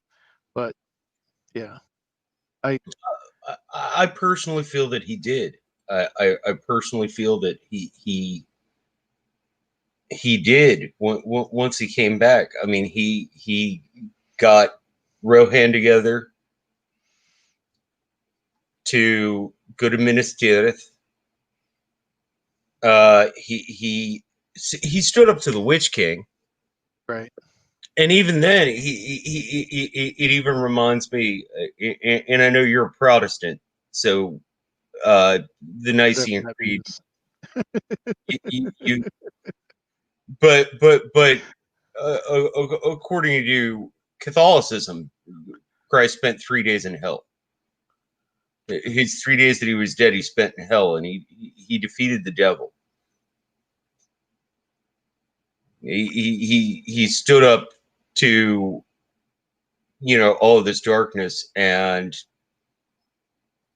I I love the way the character's written because especially if you get into the legendarium, when he's given that ring by Círdan. Right. Círdan doesn't give it to Saruman. He doesn't give it to Polando and the other blue wizard. They're not named, so don't don't hurt yourself. They just run off to the east and disappear. Right. Right. Nobody gives it to Radagast because he's So like, I don't mean to interrupt you, but I definitely want to get to Zeta Alpha's point. So the Starry were sent to Middle Earth to watch, to help men and protect them over Sauron, specifically Sauron. yes, So it wasn't necessarily the world, because Iluvatar didn't really care about the Middle Earth as much as you would, as as maybe God would in regards to the Jesus comparison. So, and I really don't mean to contradict what you're saying, but I just want to clarify, I guess, is the best point. no, I want your opinion. If I wanted somebody to say what I have to say, then I would invite them on my channel because But I don't want to insult anybody. So they just be repeating what I have to say. No, I want your thoughts on this. yeah, And like I said, this is why these 2 chapters, I specifically wanted you to be here to talk about these 2 chapters because we're both rather devout persons of faith, and I wanted your thoughts. To me, Gandalf has always been a Christ character. Um, but no, you have some great points. But I think also, if I may insert uh, my own counter argument, so to speak, is the other 4 failed. well, I don't know that Radagast failed because we're looking at, him exposing, um, the Mirkwood situation, and in the movie it was explained a little bit or expanded on a little bit more than in the books. But his connection was with the animals. Yeah. As far as the Blue Elves, we don't know whether they were defeated by the Easterlings or whether they were influenced by Sauron and helped the Easterlings. We actually have no information on Blue Elves. Or there's this huge It's Blue theory out Wizards. I don't know why I said the Blue Elves. I'm sorry. there's this huge theory out there that the Blue Wizards are the reason that the Easterlings weren't as powerful as they could have been. There's also a theory out there that the Mouth of Sauron Yes. was one of the Blue Wizards. Well, that's not. We know that's not true because he was a man, and that's in the Tolkien. Uh, oh gosh, what is the other book called besides the Fellowship after the? The other book, Silmarillion, No, it's Tales of Hurin. no, that's part of the Silmarillion. Uh, oh, you're talking about after the Fellowship. It's No, Two Towers. I'll look it up and let you know. Sorry. Oh, that's okay. It's okay. Um, but He was definitely a man. Mouth of Sauron. well, he was a Maya. No, the Mouth of Sauron was a man, a human.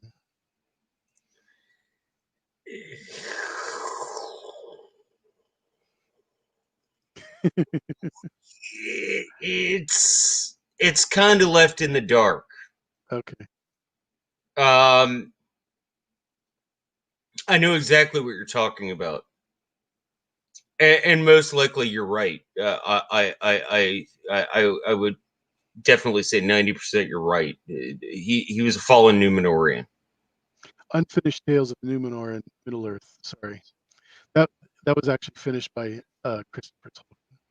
No, And and like I say, it's not a theory that I'm very fond of, but there is that theory out there that uh, the Mouth of Sauron was one of the Blue Wizards. I personally, I don't adhere to that at all. I do, however, very much like the theory that the Blue Wizards are the reasons that the East didn't just crush everything. Yeah, they one way or another were able to hold them in check. I think that's one of the terribly interesting things, and one of the things that I really respect about Christopher Tolkien is he never takes his dad's work and makes his own fan fiction. exactly, good You way to know, put it. he always he's like, this is what's printed. I'm not going to make up something new.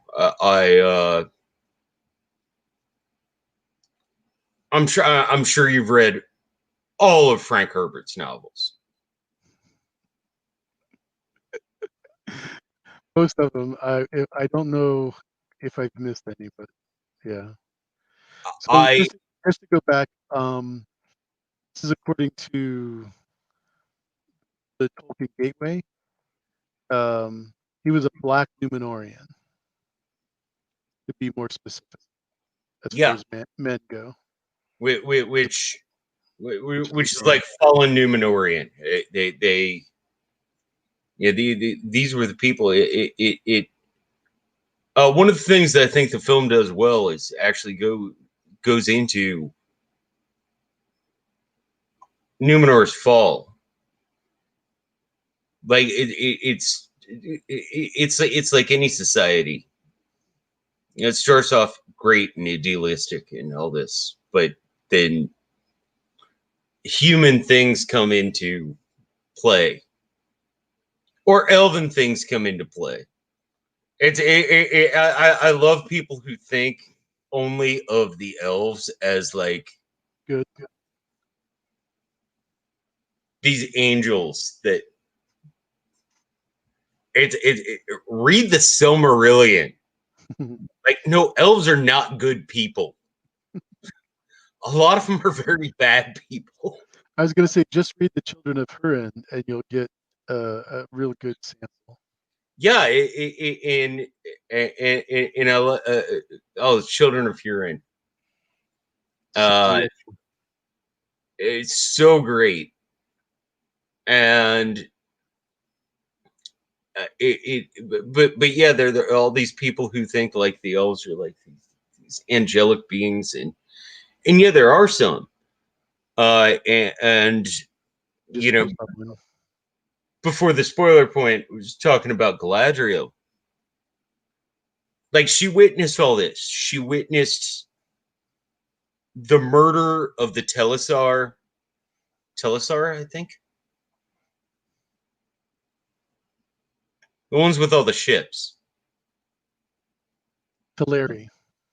Teleri, thank you. Like she witnessed all this, and she's still like, hey, I'm like like her being eventually forgiven and allowed back is a huge deal. She's the only Noldor who was ever allowed back to the Undying Realms.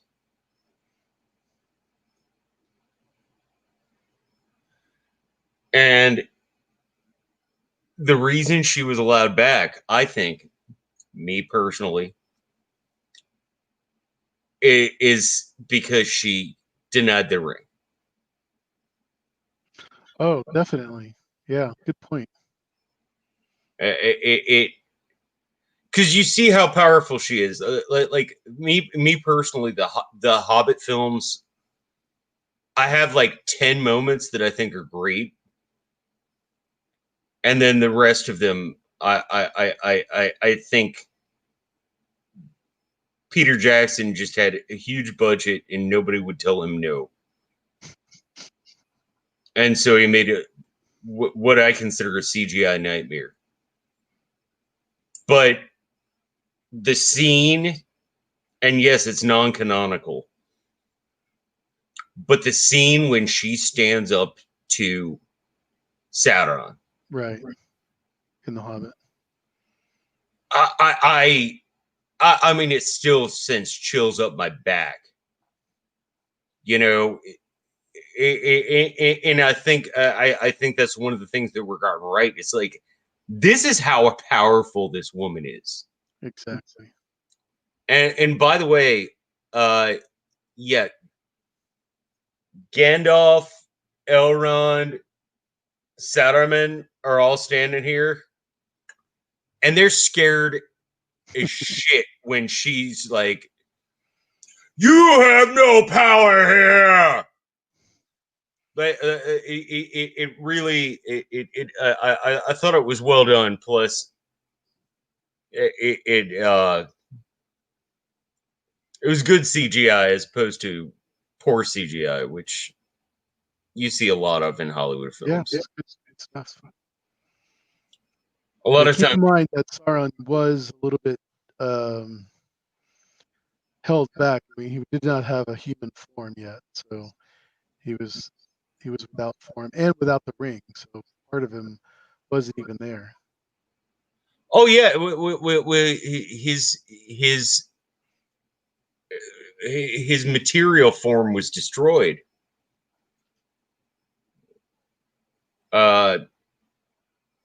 And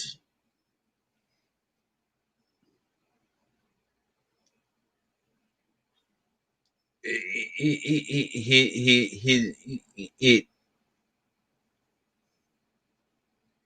even with just the fall of Numenor, he lost so much of his power. He couldn't be pretty anymore. That's a great way to put it. Because he and Kellenbor had no. He's like, no, I this guy's sketchy. And there's even it in the chapter on Bree, son of the prancing pony. When Frodo says, I think that a servant of the enemy would look fair and feel foul. And Strider's like, oh, while I look foul and feel fair.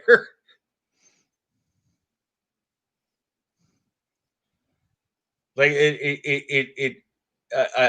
think there's a real representation to that, because it both of us as persons of faith, it you know, a demon's not going to come out doing their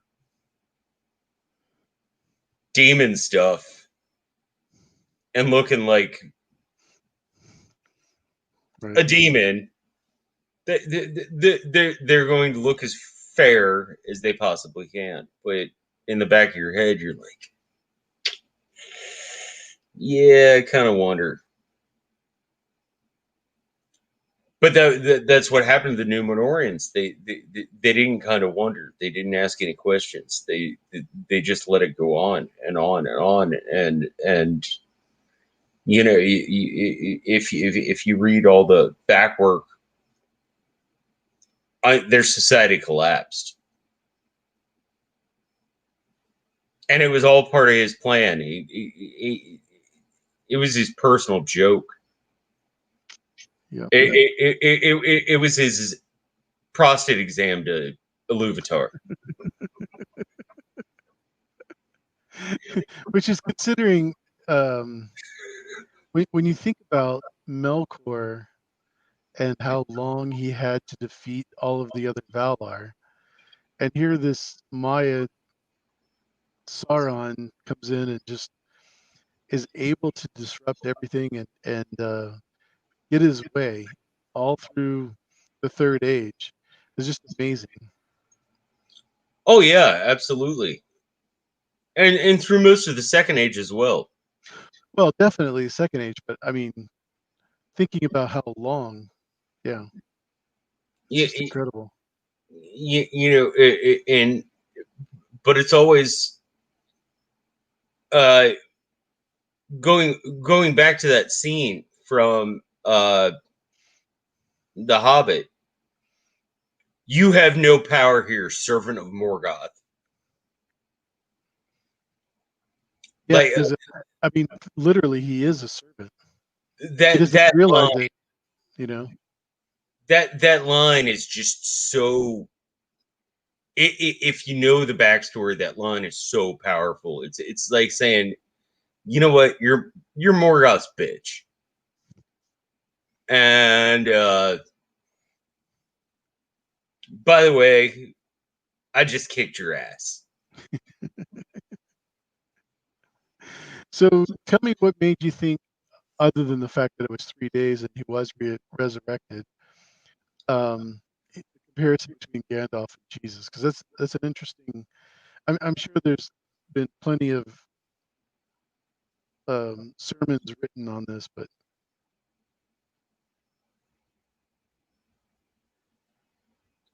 What was I thinking about? What? the similarities between Jesus Christ and Gandalf. With Um, him,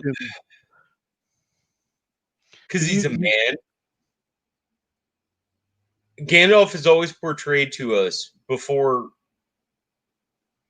his Three Nights with the Balrog. He's always portrayed as Grey Wanderer. a Grey Wanderer, Mithrandir. You know, he does fireworks shows for hobbits. Right. He hangs out with elves, and they respect him, but you know, the impressive thing to me always about Gandalf is he never pulls out his guns. And a lot of people don't realize how powerful he is. Like how really powerful he is. And most of his power is through the power of suggestion. You don't think it's again not completely the ring, but the combination of his natural abilities in the ring? No. I'm saying that's the nature of his magic is to suggest. You know, he pulls Theoden off of the throne and says, "Hey, look at what's going on around here." He almost influences Denethor, but Denethor is like a stubborn asshole. By the way, me personally, the most well acted part in the entire film series was Denethor. It I catch that. Well, he It, certainly had the most. Um, yeah, I definitely. Yeah, he really did a great job. just don't Especially, share your tomatoes with him. what's that? Don't share your tomatoes with him. I'll do that. Yeah, considering we've never seen him before, or at least I had never had. So, But no, I personally feel if one looks more than anything, it's not setting pine cones on fire. It's not making fireworks for Gandalf's power is suggestion. I don't want to call him manipulative because that's going to sound really bad. But he suggests quite well.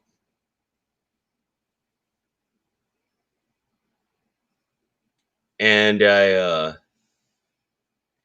always appreciated that about his character. A lot of people take some exception to that.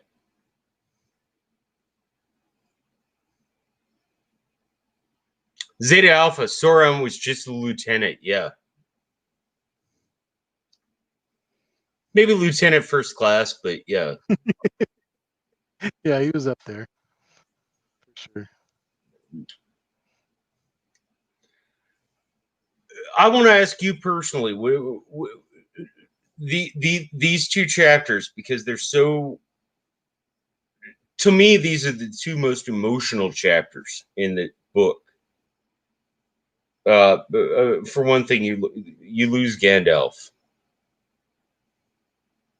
um, but also you have the Doom of Moria, and then you have the Lady of Light, and I would like to ask you your thoughts there Well, of the keep in contrast mind between the two. they had been thwarted by Saruman over and over again on where to go and what trail to take, and these hurdles, if not stop signs, have been put up over and over again.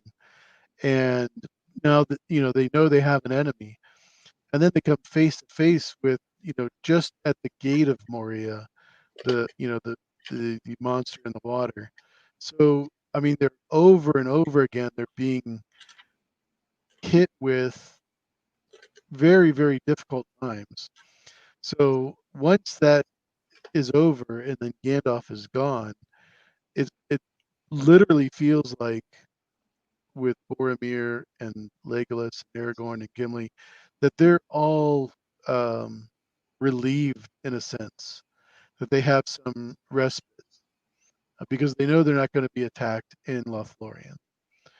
So, in a lot of ways, it's more of being in heaven than it is. Um, how do you Oh, say it? fucking camera. Sorry. No worries. So um, that's my thoughts on that chapter. But more importantly, it's like I said, it's the feeling of relief after you've been through a funeral where you have your closure. You know, Yeah, and it you and I come from different backgrounds. In my background, we're Irish, and we kind of do the opposite because we have a wake and then we have the funeral. You know, so it you celebrate that person's life. You also get really drunk with a bunch of family members. yeah, I delivered my grandmother's eulogy. I wrote it 3 hours before I had to deliver it. I'm very ashamed of myself here. And I was ridiculously intoxicated and delivered my grandmother's eulogy. And apparently I did it pretty well. I wouldn't doubt it. I'm good with words most of the time. Unless they're like date and things like that. Otherwise, I'm pretty good with words. And but yeah, I know what you're talking about. Like it's that release after a tragedy. But I think that chapter, if Lothlorien hadn't happened, it would have just been despair.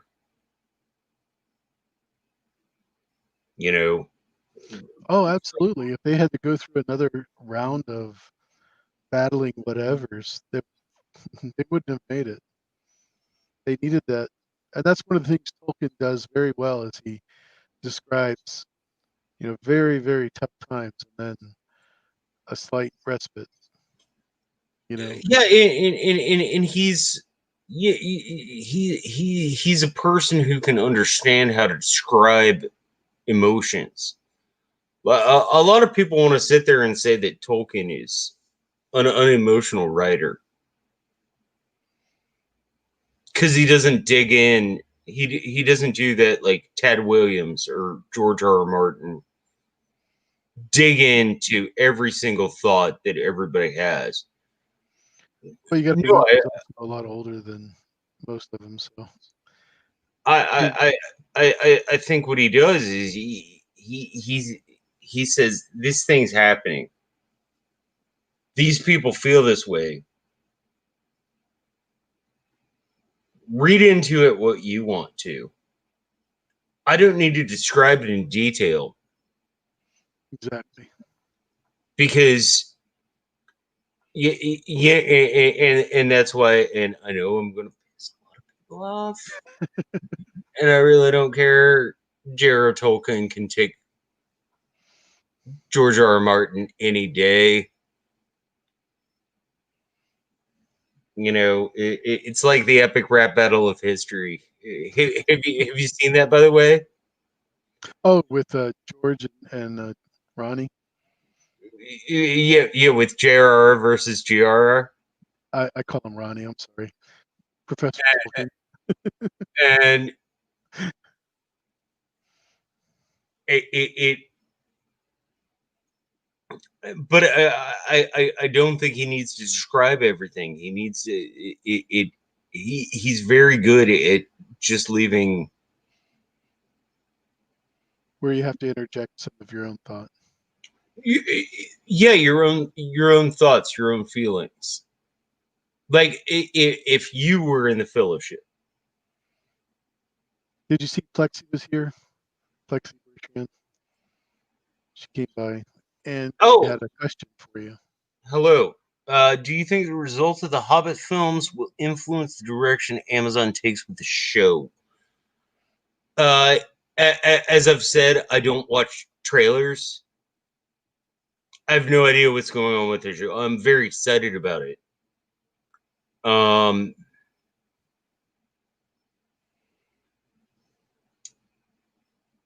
Sticking Here's close to Go ahead. the Sorry. material. Uh, I'm you have to remember everything written for the second age is pretty much written like a history book. Like there's no personal interaction, which I'm not saying is bad. It's just everything with the second age is written like a history book, and so yeah, I think they're going to stick with the source material pretty well. I think there are enough nerds like me who would be like, blah blah blah blah blah. I think what she's saying is the Hobbit films were not as well received as the Lord of the Rings, and so I think she's asking is that going to influence the way the direction of the Amazon series is going? And I'm going to say no, because they've already asked Peter Jackson for his influence on the Amazon series. I So I I just want somebody to tell Peter Jackson no. Uh, is a Star Wars fan. Uh, is a Star Wars fan. There are a lot of times with the prequels, and I do love the prequel films. In fact, Revenge of the Sith is my second favorite Star Wars film of all time. But there are a lot of times that somebody should have just told George no. Like, I know this sounds great. It's kind of like that friend you have who smokes too much pot. has the greatest ideas in the world.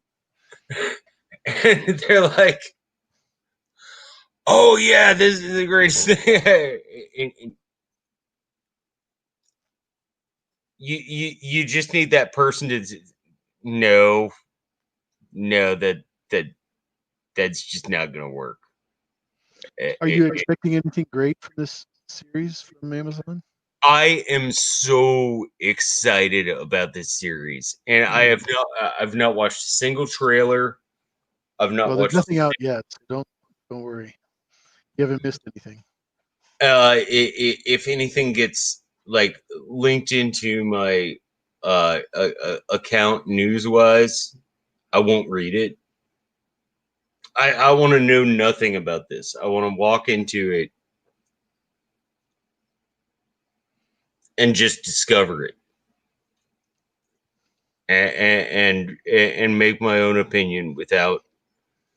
Yeah, I personally think, uh, and like you and I are the same age, or roughly close. Do, do you hate when you watch a preview and pretty much that's the whole movie. Well, that's when I know it's a bad movie. Honestly, I don't mind watching the trailers because usually they're made by a totally different production company and have nothing to do with the production of the movie. So, like DC movies, all of their trailers are probably the best trailers that have ever been made for a film that is terrible. So, um, yeah, sorry to get off on a tangent on that one, Plexi, but I, No, not at all. Now personally, as a comic book reader, I well, I'll take Iron Horse over anything. But if I got to pick between the two big boys, I'll take DC over Marvel any day. yeah, I like DC. I'm sorry, Stan. God rest your soul. Amen. But I'll take DC. DC's darker. Yeah, It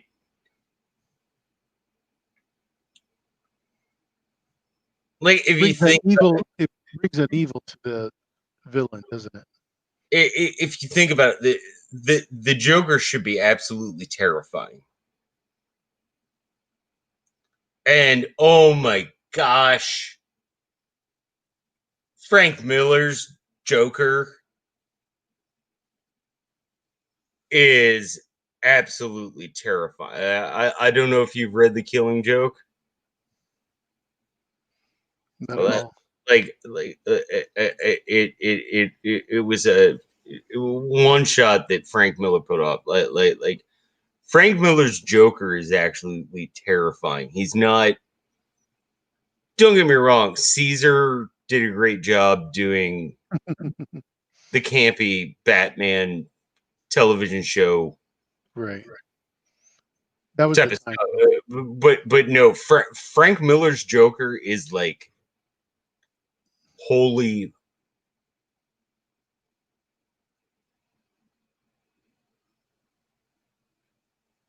I always have to watch myself around you. Oh, I do it out of a son of friendship because I understand that certain things that I say can come across as friends. Frank Miller's Joker is holy crap terrifying. And that's how he should be. yeah, I'm with you on that one, Zeta. Zeta says he can't get into the Punisher. Yeah, that one wasn't for me. Yeah, I can't get it. I Again, the don't. best symbol of all the DC characters, but the worst, No, the the biggest Punisher was a production, I Marvel guess. character. What's that? The Punisher was a Marvel character. Gotcha. But See, that's what that was. I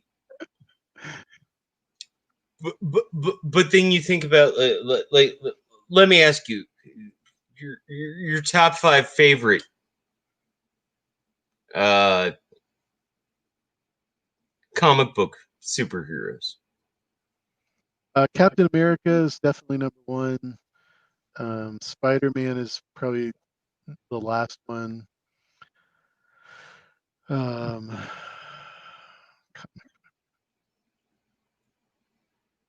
And I know we're so off topic, but I really don't care. oh This my is my gosh, yeah. channel. I can do whatever the hell I want with I'm it. sure Galadriel's been in a comic book or two. um,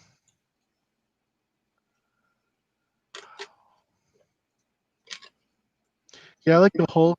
I like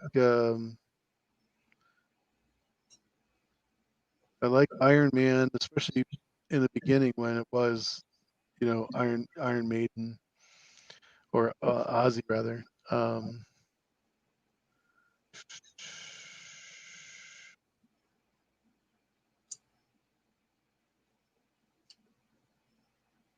Have you seen Mallrats? No. Okay, you need to check out the scene in Mallrats, just where they have the Stan Lee cameo, because it's so brilliant. It's like absolutely brilliant. But yeah, so yeah, you give me four. You owe me one more. I just said it at the tip of my tongue.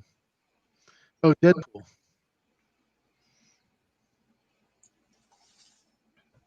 Uh, Comic Deadpool or movie Deadpool? Yes.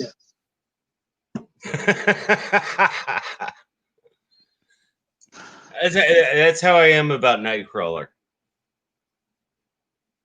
Like people are like,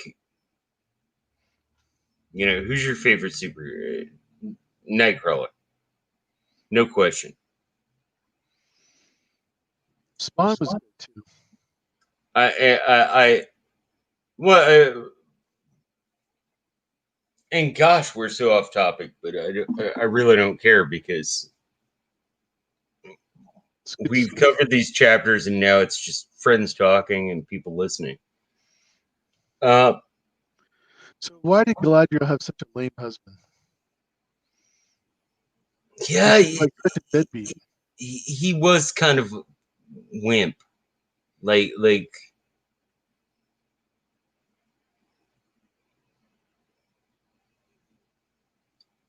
I mean, they've been married forever, so it's not like he just all of a sudden started becoming, geriatric or something. Let me ask you a question. Okay.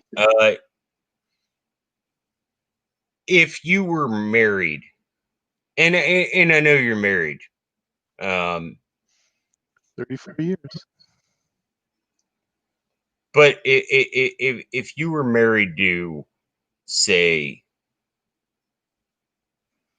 Elizabeth Tudor or Boudica, I don't know who either one of those are. but Sorry. Do you think you'd kind of sit in the corner and keep your mouth shut? Yeah, I don't know who those two are, but Oh, and anybody who says that Tolkien weakens females doesn't know Galadriel. the most badass person in all of these three books, in all of this work. Like Galadriel's just like, sup, bitch.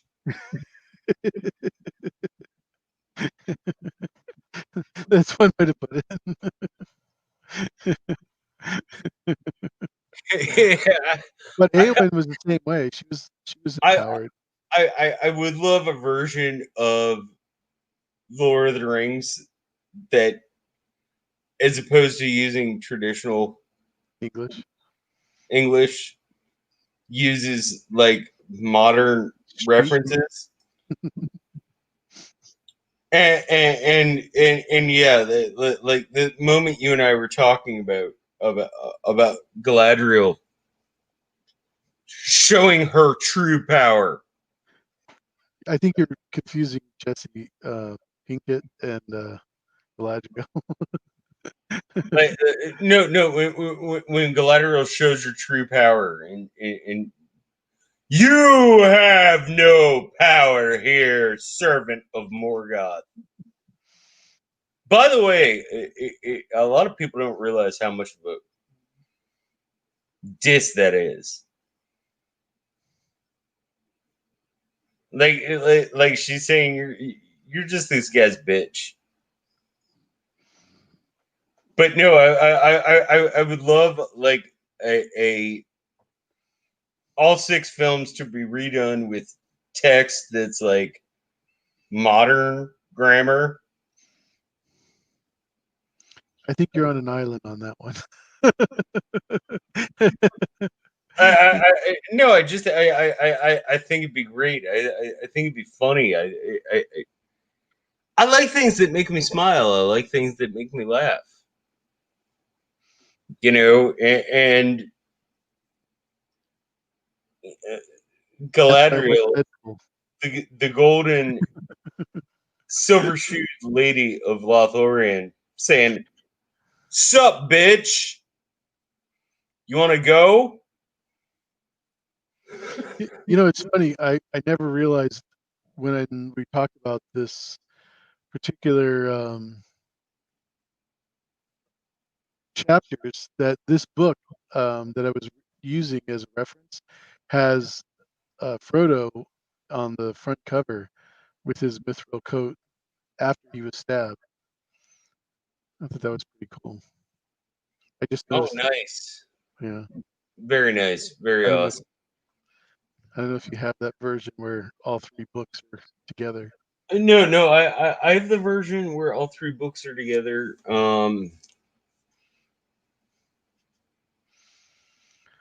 Right here. Nice. Um, but I don't have Frodo stabbed. But uh,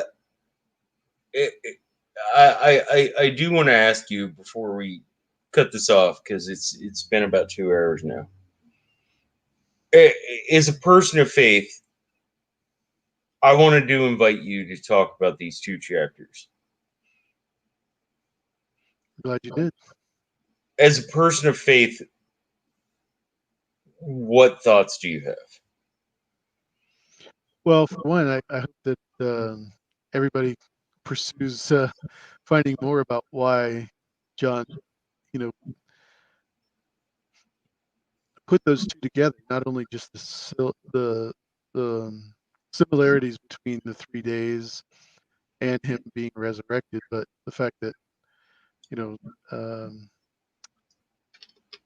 Jesus is my Lord and Savior. So I definitely put him in a realm of totally different than what I would put Gandalf, even compared to what Sam or Frodo would have thought of Gandalf, with his ability to make fireworks and start fires or call eagles down or any of that. Um, I would hope that everybody pursues finding out more about Jesus in the actual book of the Bible, so they can see Yeah, what a great literary contribution that is. certainly read it before you criticize it, because there are a lot of people who criticize the Bible who have not read it. Yeah. Now, don't get Do me you have wrong. a favorite book of the Bible? Uh, Job. Job is awesome. Yeah. Um, Jacob is probably my least favorite book, even more than Deuteronomy, which is just like so boring. Oh yeah. But Jacob, I take some exception to some things that are done. Right, because he's the deceiver Um, until he's Israel, right? I favorite book of the Bible though is Job. Job shows me that life is hard. Most of the time, it really sucks. But God doesn't give you more than you can handle. He might just give you just as much as you can handle, but he never gives you more than you can. And you have to remember, like I grew up in a community that 80% of my community were Jewish people most of them had family members who escaped one way or another from concentration camps. And I remember the first girl who I dated. I'm not going to say her name here. And I was only interested in her very big boobs.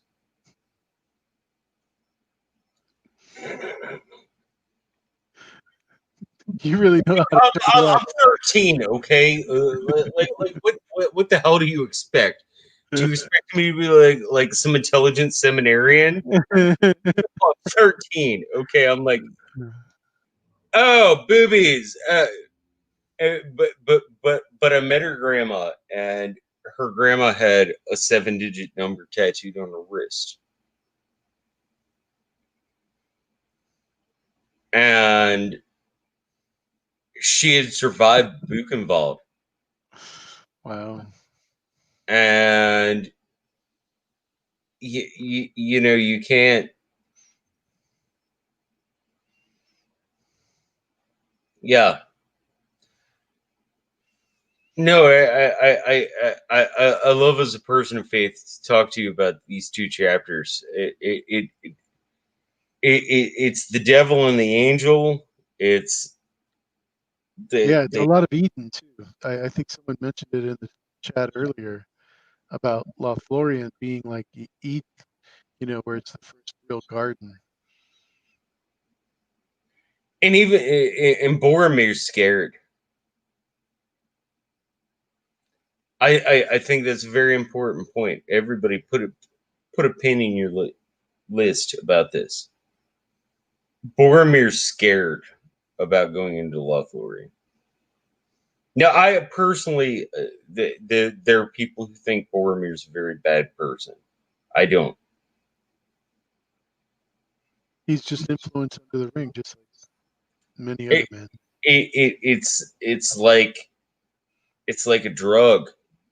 It you know you don't even think about it anymore. You're just like, this is all I want. This will solve all my problems. Exactly. This will make me look good in front of my father. Yeah, it'll make Dad happy. I'll save the world.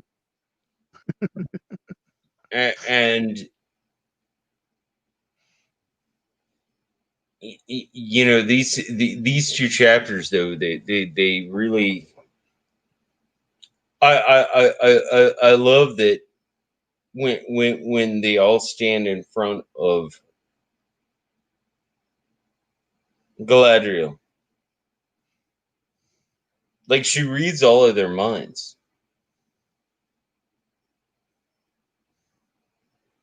And we only see the perspective from Frodo. We only see his perspective of that mind reading. And Yeah, we kind of get a hint at what Gimli went through, but yeah, only through Frodo. That makes sense. and and and, and, and Gimli, well, I mean that comes up in later chapters, but I love the fact with Gimli that there's always been this problem, or at least for the past 1,500 years, um, this problem between the dwarves and the elves. And he says nothing. And she says to him in his own language, which is a very private language, like the dwarves don't share their language with other people. And she says, "Welcome, friend." And he just falls in love with her immediately. And it's not like it's not like some He's stupid like infatuated. teenage boy love. It's like the epic stuff that you read of in Arthurian literature or whatever. Like he is absolutely enamored with this woman to the point that later he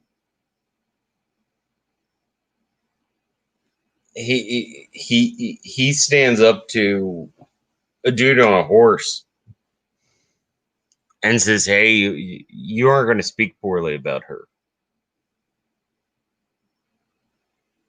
and I'll Fine cut you Daisy. out if you do." Good to see you. It yeah, it there's a whole